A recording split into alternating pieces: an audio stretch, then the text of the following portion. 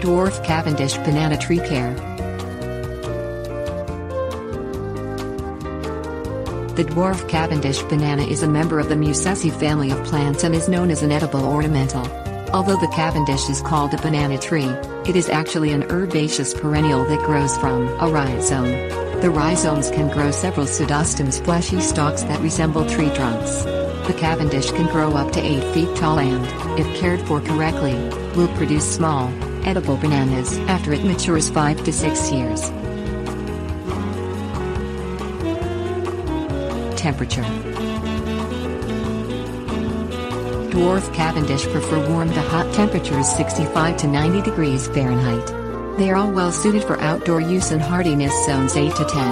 Outside those zones, it may be best to plant dwarf Cavendish in a container that allows the plant to be moved indoors when the temperatures drop. Alternatively, the dwarf Cavendish can be treated as a tender perennial. If cut back before first frost and protected with a good layer of mulch during the winter months, the Cavendish may return in warm weather.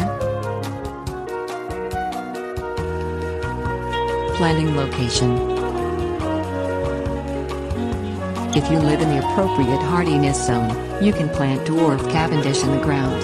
If you are planting more than one, you should plant them at least 8 feet apart to give them space to spread as they mature. Planting near a building or near concrete actually provides the plant with additional warmth, and it can offer some protection from wind which can burn the Cavendish's leaves. Although banana plants are shade tolerant, the dwarf Cavendish should be planted in full sun to ensure the best fruit production.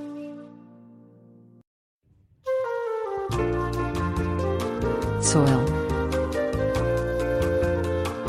Dwarf Cavendish plants prefer to grow in warm, loamy soil rich in organic matter, with a 5.5 to 7.0 pH. They can, however, grow in clay, sandy or rocky soil, as long as they have adequate drainage. In areas where soggy or flooded soil might be a concern, Cavendish growers are encouraged to plant their banana trees in mounds, building up the soil to provide better drainage. Fertilization. Dwarf Cavendish grow very quickly. Due to this rapid growth, banana plants require large quantities of fertilizer. A nitrogen, phosphorus, potassium NPK fertilizer with an 8:10 to 8 ratio is recommended.